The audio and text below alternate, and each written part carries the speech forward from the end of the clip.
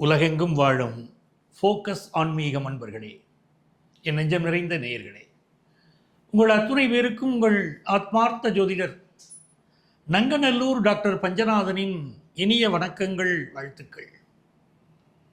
நாம் இன்னைக்கு பார்க்க போவது நம்முடைய ராசிக்கு இந்த 2026ஆம் ஆண்டு நடைபெறப் போகின்ற சனி வக்கர பயிற்சி. சனி பகவான் இப்போதான் பெயர்ந்து ஒரு வருடம் ஆகப் போகுது. அவர் இது நாள் வரைக்கும் இருந்த கும்பராசியிலிருந்து மீன ராசிக்குள்ள பிரவேசமாயிருக்கார்.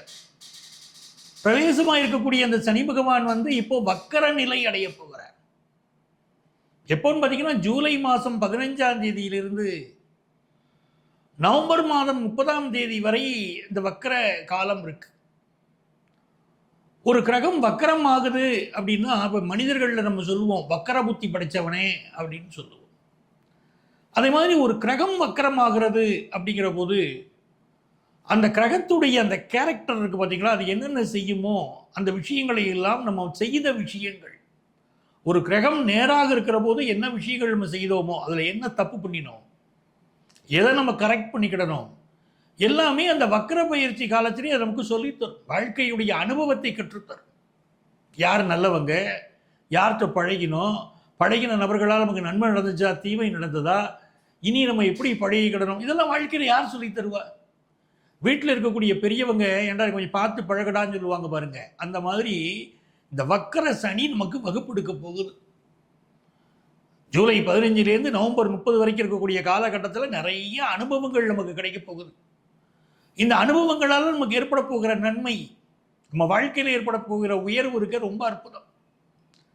சனி பகவான் உடைய காலத்தில், வக்கர பயிற்சி காலத்தில் நம்ம ஒழுக்கம் தவறியதால் ஏற்பட்ட விளைவுகள் என்னென்ன, எப்படி ஒழுக்கத்தை கீப்பப் பண்ணணும் அப்படின்னு சொல்ல போகிறார். இப்போ எல்லாருக்கும் ஒரு சந்தேகம், ஒரு கிரகம் வக்கரம் அடைக்குதுங்கிறீங்களா, அது பின்னோக்கி வருதா? ஒரு கிரகம் முன்னோக்கி போகிறத பற்றி சொல்கிறோம், ஆனால் பின்னோக்கி வருகிறதா அப்படின்னா அப்படியெல்லாம் இல்லை. எந்த கிரகமும் பின்னோக்கி வரல. அதாவது சனி பகவானுடைய வக்கரம்ங்கிற கிரகத்தை நான் சொல்கிறேன். வக்கரம் என்பது பின்னோக்கி வருவது இல்லை. ஆனால் அதனுடைய மூவ்மெண்ட் இருக்கு பாருங்க. நம்ம பூமியிலேருந்து அதை பார்க்கிற போது அதனுடைய அசைவு நமக்கு அது பின்னோக்கி வருவது போல ஒரு தோற்றத்தை கொடுக்குது. அதை தான் நம்ம புரிஞ்சுக்கணும்.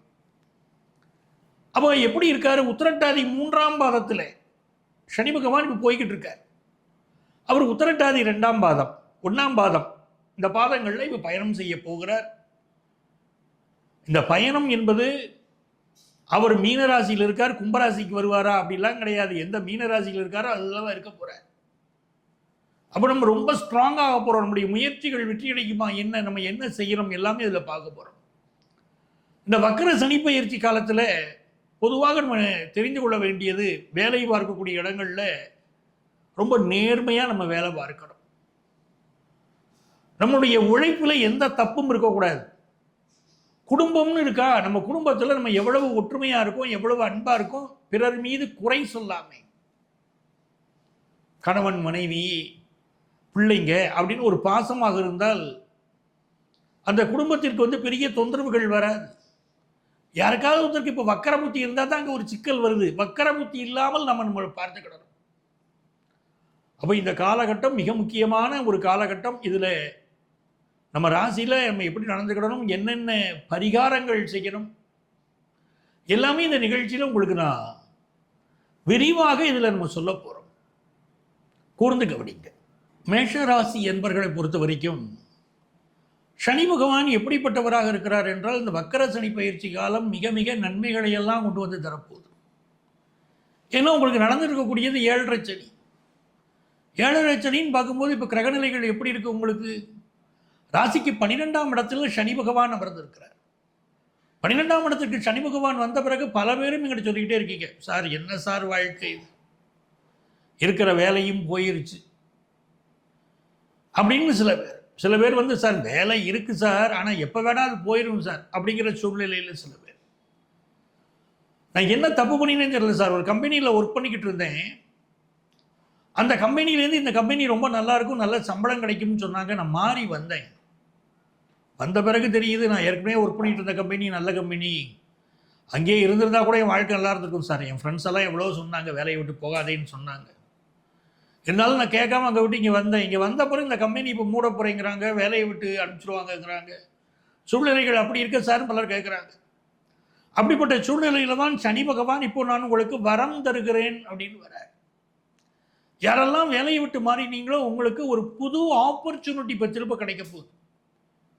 சனி வக்கரம், பழைய கம்பெனிக்கே திரும்ப போய் ஒரு நல்ல நிலைமை, நல்ல வேலை கிடைக்கக்கூடிய அமைப்பு சிலருக்கு இருக்கும். சிலருக்கு வேலை நிலைகள் சரியில்லை அப்படின்னா புதிய வேலையை இந்த சனி பகவான் இப்போ உங்களுக்கு கொடுப்பார். இதெல்லாம் ரொம்ப யோகமாக இருக்கு. ஸோ வேலை மாற்றம் நடக்கக்கூடியவர்களுக்கு ஒரு நல்ல வேலை மாற்றமாக இருக்கும். பழைய விஷயத்தில் நீங்கள் கரெக்டாக இப்போ கால்குலேட் பண்ணுவீங்க, என்ன தப்பு பண்ணினோம், எப்படி கரெக்ட் பண்ண போகிறோம் இந்த வேலை விஷயத்தில் முடிவு பண்ண போகிறீங்க. அதே மாதிரி சில பேருக்கு வந்து வெளிநாடு போகக்கூடியது, ஊர் விட்டு ஊர் மாறக்கூடியது, வெளிநாட்டில் சென்று வேலை பார்க்கக்கூடியது, இந்த அமைப்பெல்லாம் நம்ம சிறப்பாக இருக்கும். இப்போ ப்ரமோஷன் நான் எடுத்துக்கிட்டேன் சார், அந்த ப்ரமோஷன் எனக்கு அவ்வளோ திருப்திகரமாக இல்லை சார், நான் வந்து திருப்பி பழைய நிலைமைக்கு போயிடலாமான்னு கூட சிலர் விரும்பக்கூடிய காலமாக இருக்கும். பட் இப்போ என்னென்னா இந்த காலகட்டத்தில் ராகு பகவான் உங்களுக்கு லாபத்தில் இருக்கார், பெரிய பெரிய வெற்றிகள் கொண்டு வந்து கொடுப்பார். 5ஆம் இடத்தில் இருக்கக்கூடிய கேது பகவான் வந்து பொதுவாக மனசில் ஏதோ ஒரு கவலையோ பயமோ இந்த மேஷராசிக்காரங்களுக்கு இருந்துகிட்டு இருக்கு. பொதுவாக மேஷராசிக்காரங்களுக்கு உடன் பிறந்த சகோதரர்களால் தான் என்றைக்கும் பிரச்சனை. சொத்து விஷயத்தில் ஏமாற்றிட்டு போயிடுறாங்க. ரொம்ப சின்சியாரிட்டி, கடுமையாக உழைக்கக்கூடியவங்க வாழ்க்கையில் மிக கடுமையாக உழைத்து முன்னேறக்கூடிய ஒரு அற்புதமான குணம் கொண்ட மேஷராசிக்காரங்களுக்கு இப்போ உங்களுக்கு பண வருமானம் மிகச்சிறப்பாக இருக்கும். புதிய வீடு மனைகள், யாரெல்லாம் சொந்த வீடு வாங்கணும்னு நினைக்கிறீங்களோ இந்த வக்கர சனி பயிற்சி காலத்தில் மேஷராசிக்காரர்கள் பல பேர் சொந்த வீடு வாங்க போறீங்க. புதிய சொத்துக்கள் சேரக்கூடிய யோகம் வரும். அதே போல 10th +1 +2 படிக்கக்கூடிய ஸ்டூடெண்ட்ஸுக்கு எஜுகேஷனில் ஒரு நல்ல அபிவிருத்தி இருக்கும். இன்னொரு புறம் பாருங்க, உங்கள் செயல் வேகம் கூட போகுது, ஒரு நல்ல நிரந்தர வேலை கிடைக்க போகுது, அதெல்லாம் இருக்கு. சனி வக்கர பயிற்சி நிரந்தர வேலை இந்த காலகட்டத்தில் உங்களுக்கு நடக்கும். அதே போல் பிஸ்னஸ் பண்ணுறவங்க பிஸ்னஸில் என்னென்ன தப்பு பண்ணியிருக்கீங்கன்னு பார்த்து அதை கரெக்ட் பண்ண போகிறீங்க. நியூ டெக்னிக்ஸை உங்கள் பிஸ்னஸில் புகுத்த போகிறீங்க, பெரிய லாபத்தை காண போகிறீங்க. இதெல்லாம் மேஷராசிக்கு நடக்க போகிற உண்மைகள். இந்த காலகட்டத்தில் யாரை வழிபட்டால் நமக்கு நிறைய நன்மைகள் நடக்கும் அப்படின்னு நீங்கள் பார்த்தீங்கன்னா, மேல்மலையனூர் அங்காள பரமேஸ்வரி, மேல்மலையனூர் அங்காள பரமேஸ்வரியை அமாவாசை நேரத்தில் போய் மேஷராசிக்காரர்கள் வழிபட்டு அந்த ஊஞ்சலாட்டு உற்சவத்தில் நீங்கள் கலந்துக்கிட்டீங்கன்னா இந்த வக்கர சனிப்பெயர்ச்சி, இந்த வக்கர சனிப்பெயர்ச்சி வரம் தரும் சனிப்பெயர்ச்சியாக மேஷராசிக்காரர்களுக்கு அமையும். சனிக்கிழமை அன்னைக்கு காகத்துக்கு சாப்பாடு வைக்கிறோம். அந்த சாப்பாடு வைக்கிறதுங்கிறது பச்சை அரிசி இருக்கு பாருங்க, அந்த பச்சை அரிசியில் செய்த உணவாக அது இருக்கணும். சாதம் வடித்து அதில் சில பேர் நெய் ஊற்றலாம், சில பேர் நல்லெண்ணெய் ஊற்றி அதை காகத்திற்கு வைக்கலாம். இது ஒரு வழக்கம். இரண்டாவது, தயிர் சாதம் இருக்கு பாருங்க, தயிர் சாதத்தில் பேருக்கு 2 எள்ளு போடணும். எள்ளு போட்டு அதை சனிக்கிழமை என்று காகத்திற்கு வைத்தாலும் நல்ல பலன்கள், உடனடியான பலன்கள் கிடைக்கும். மூணாவது, மிக முக்கியமானது, தூய்மை பணியாளர்கள். வாழ்க்கையில் யாரெல்லாம் கஷ்டப்படுறாங்களோ அவங்களுக்கு போய் நம்ம தேடி தேடி உதவி செய்கிறோம். தூய்மை பணியாளர்கள், தூய்மையை செய்யக்கூடியவர்கள், அவர்கள் வாழ்க்கை நன்றாக இருக்கக்கூடியதற்கு நாம நம்மாலான உதவிகள் செய்தால் அந்த சனி பகவான் பெரிய அளவுக்கு உதவி செய்வார். 4வது பரிகாரம், மாற்றுத்திறனாளிகள்.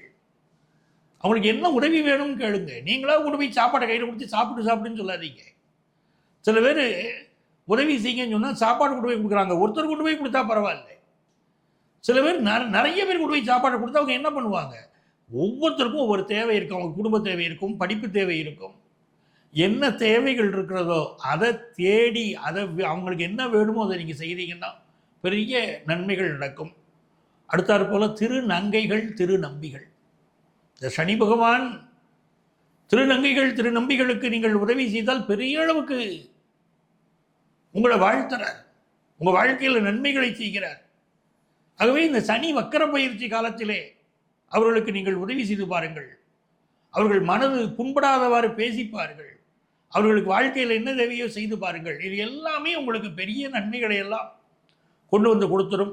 தெய்வ வழிபாட்டில் மிக முக்கியமாக நவக்கிரகங்கள் இருக்கு பாருங்க. இந்த நவக்கிரக வழிபாடு சனிக்கிழமை அன்னைக்கு பண்ணணும். 9 முறை வலம் சுற்றி வரணும். பலமாக தான் சுற்றணும், கிளாக் வைஸாக சுற்றணும். சில பேர் என்ன பண்ணுறாங்கன்னா ஆன்டி கிளாக் வைஸாக சுற்றணுமான்னு சுற்றுறாங்க. அப்படிலாம் கிடையாது.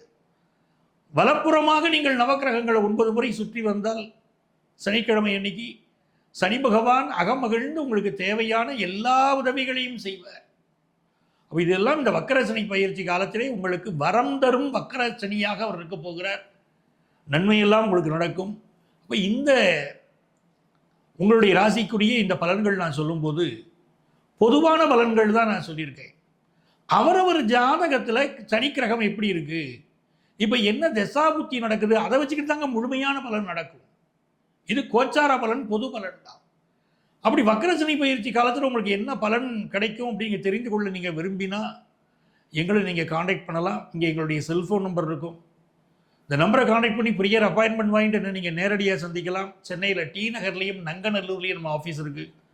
நேராக வர முடியாதவங்களுக்கு ஆன்லைன் கன்சல்டேஷனும் உண்டு. உங்கள் வாழ்க்கைக்கு வழிகாட்ட நான் காத்திருக்கிறேன். உங்கள் ஆத்மார்த்த ஜோதிடர், நங்கநல்லூர் டாக்டர் பஞ்சநாதன்.